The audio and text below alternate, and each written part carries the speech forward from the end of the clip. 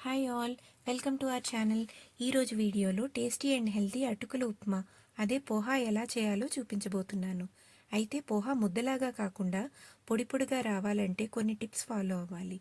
ఆ ప్రాసెస్ తెలుసుకోవడానికి ఈ వీడియోని స్టార్టింగ్ నుంచి ఎండింగ్ వరకు మిస్ కాకుండా చూడండి. ముందుగా 2 కప్స్ మందపాటి అటుకులని అంటే థిక్ పోహా లేదా జాడా పోహాని తీసుకోవాలి.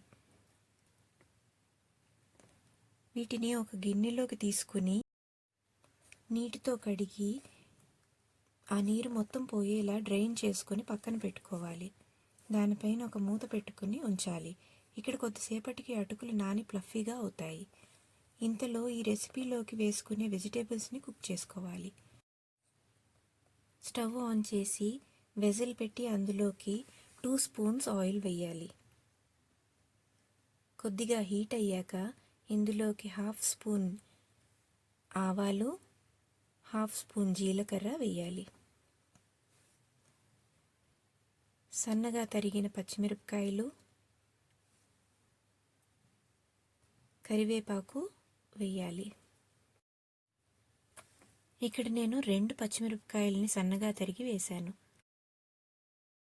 ఇవి బాగా వేగేలాగా కలుపుకోవాలి. ఇవి వేగాక ఇందులోకి సన్నగా తరిగిన బీన్స్, క్యారెట్స్,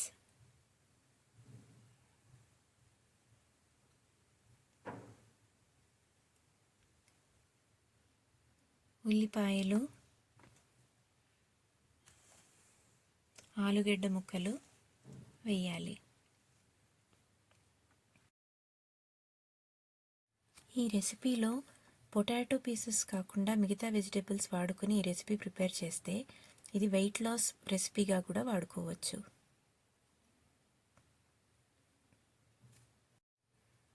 ఇందులోకి ఒక చిన్న కప్పుడు బఠానీలు వేయాలి. అన్ని వెజిటేబుల్స్ ముక్కలు వేసి బాగా కలుపుకోవాలి.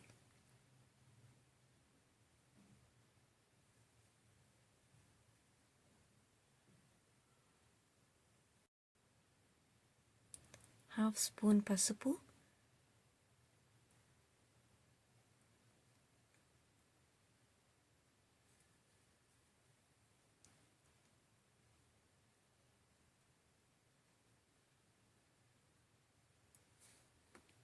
హాఫ్ స్పూన్ సాల్ట్ వేయాలి.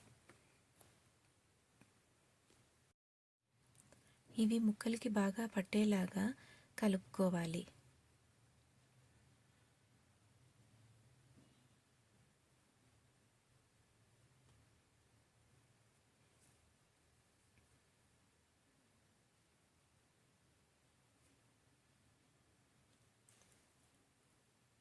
అలా కలిపాక మూత పెట్టి కుక్ చేసుకోవాలి. అవి ఉడికేలోపు కడిగి పక్కన పెట్టిన అటుకులు ఫ్లఫీగా అయ్యాయో చెక్ చేసుకోవాలి. ఇవి ఇలా పొడి పొడిగా ఫ్లఫీగా ఉండాలి. ఇందులోకి 1/2 స్పూన్ పసుపు, 1/2 స్పూన్ సాల్ట్ వేసి చాలా జెంటిల్గా కలపాలి. అంటే ముద్దలాగా కాకుండా పొడి పొడిగా ఉండేలాగా కలుపుకోవాలి.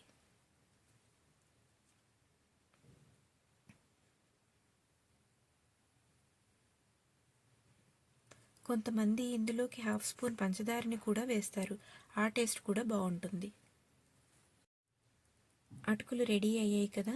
ఇప్పుడు స్టవ్ మీద ఉన్న వెజిటేబుల్స్ ఉడికాయా చెక్ చేసుకోవాలి.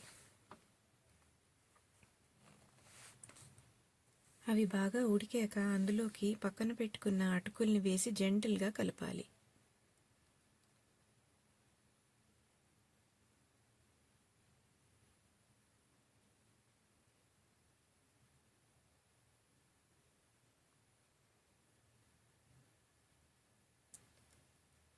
ఈ కలిపేటప్పుడు ముద్దగా అవ్వకుండా నెమ్మదిగా కలుపుకోవాలి.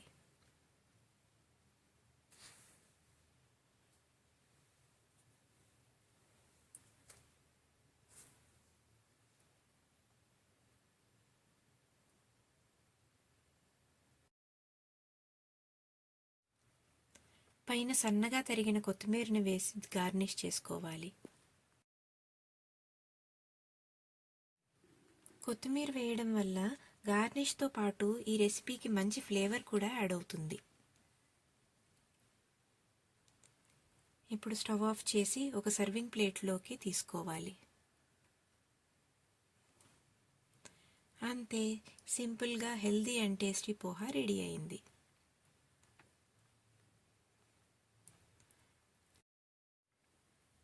సో ఈ tasty and healthy breakfast recipe ఎలా చేయాలో చూశారు కదా. మీరు కూడా ట్రై చేసి ఎంజాయ్ చేయండి. ఇప్పటి వరకు ఈ ఛానల్ సబ్స్క్రైబ్ చేయకపోతే సబ్స్క్రైబ్ చేసి హెల్దీ అండ్ టేస్టీ రెసిపీస్ మీరు కూడా ట్రై చేయండి. Thanks for watching.